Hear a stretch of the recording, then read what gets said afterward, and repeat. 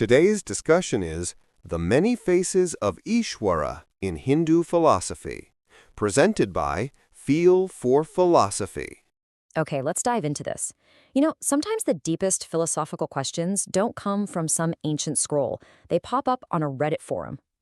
A single post about Advaita Vedānta philosophy just cracks open this puzzle that thinkers have been wrestling with for centuries. And today, we're going to tackle it. So here it is, the big question at the heart of our explainer. Is the concept of God, or Īśvara, a reflection of all of reality? We're talking the good, the chaotic, the whole shebang? Or is it only a reflection of the best, purest parts of it? Now, before we can even begin to answer that, we've got to get to know the main characters, so to speak. All right, section 1, let's meet the cast. To really get what this debate is all about, you've got to know the key players in this cosmic drama. First up, we have Brahman. And right away, you got to think of Brahman not as a who, but more of a what. It's the absolute underlying reality of everything. I love this analogy. Think of it like the screen a movie is projected on. The movie itself is always changing, right? But the screen, it's just there, stable, infinite, and totally formless. Okay, next up is Māyā. Now, you often hear Māyā translated as illusion, and, well, that doesn't really tell the whole story. A better way to think about it is as the creative power of Brahman itself. It's like the cosmic magic show that makes that one, single, formless reality look like this big, diverse universe we see all around us. And that brings us to Īśvara. This is the piece of the puzzle we're really focused on today. Īśvara is the personal God, the creator, the sustainer, the whole deal. But here's the key. In this way of thinking, Īśvara isn't some separate being. It's literally what Brahman looks like when you see it through the lens of Māyā. It's the bridge, between that formless absolute reality and the world we actually live in. All right, so now we know the players. Let's jump back to that Reddit thread and see what the big fight is all about. So here's the core of it, laid out plain and simple. Is Īśvara a reflection of Brahman in the entirety of Māyā, like everything, the good, the bad, the ugly? Or is it just a reflection of the pure, the good, the sattvic part of Māyā? That's the clash, right there. And one user on Reddit just nailed the problem with that second view. It's a real logical trap. They pointed out that, hey, if you say God is only the good stuff, what you're really saying is that Māyā, which contains all the stuff, is somehow bigger than God. And whoa, that's a massive philosophical issue, right? So to really get why that's a problem, you have to understand that Māyā is made of these three qualities, or gunas. Think of them as the three primary colors of reality. You've got sattva, that's purity, goodness.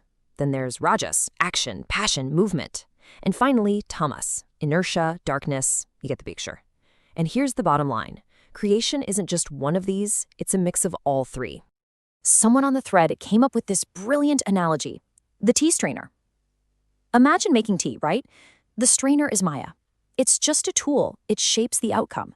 But the tea itself, it isn't a reflection of the strainer, is it? No, it's a reflection of the tea maker. This just perfectly shows that Māyā is the tool, the power being used, not the source of the reflection itself. Super clever. What's so cool is that this Reddit thread isn't new. It's tapping into a debate that's been going on for literally centuries in Hindu philosophy. And as we're about to find out, there's definitely not one single easy answer. Just look at this. The idea of Īśvara is all over the place, depending on which school of thought you're talking about. Samkhya basically says Īśvara, not relevant, they're non-theistic. The yoga school, they see Īśvara more as an inspiration, not really a creator god. Then you get to schools like Nyaya, who are all about proving a creator god exists with logic. And finally Vedānta, which is where our Reddit conversation really lives, seeing Īśvara as Brahman made manifest. And this wasn't just people chatting over tea. We're talking about philosophers dedicating their entire lives to this stuff, writing dense texts like the Tarka here. They built these incredibly complex, logical arguments all around the idea of Īśvara. It just goes to show you how seriously they took these questions. Okay, so with all that history in mind, how do we actually solve the puzzle from the Reddit post? Well, the answer is right there in the original question. It's all about Advaita Vedānta, the school of non-dualism. And its whole deal is that ultimately there's only one single reality. And Advaita Vedānta has this absolutely game-changing idea. It says there are two levels of reality, two ways of looking at things. You've got the absolute, capital T, truth, called paramarthika. Then you've got the everyday transactional reality we all live in, called vyavaharika. And trust me, understanding this distinction is the key to unlocking the whole puzzle. So check this out. At that absolute level, you have nirguṇa Brahman. That's Brahman with no qualities. It's formless, it's infinite. Think of a huge empty sky. But then, down here on our level, that exact same reality shows up as Saguṇa Brahman, which is another name for Īśvara. That's Brahman with qualities, a personal God we can actually relate to. The analogy they use is just perfect. It's like the reflection of that vast sky in a lake. It's still the sky, but now it looks like it has a shape, a boundary. Īśvara is how our limited human minds can even begin to grasp something that's totally infinite. And then the heavy hitter of Advaita, Adi Shankara, just drops the mic with this statement, Īśvara ha aham. It means, I am Īśvara. I mean, wow. What he's saying is that from that ultimate, absolute point of view, the line you think exists between you, yourself, your Atman, and God, it just vanishes. It's not there. They're the same thing. So there you have it. That's our answer. From this Advaita standpoint, Īśvara has to be Brahman reflected in the whole of Māyā, all three gunas included. It just has to be. Why? Because if Īśvara is the Lord of all creation, then by definition, Īśvara is all of creation. The good, the bad, the chaotic, everything. If you try to limit God to just the good parts, you've actually just made God smaller than the world he supposedly created. Okay, so we've gone all the way from a simple Reddit question to the very heart of non-dual philosophy. But you might be thinking, okay, that's cool, but this is all pretty abstract stuff. So what? Why does any of this actually matter? Well, it matters in some really big ways. For one, it creates a kind of bridge.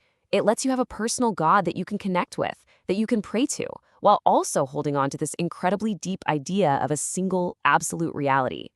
It also gives us a picture of God that's way bigger than our little human boxes of good and bad. And I think this is the most beautiful part.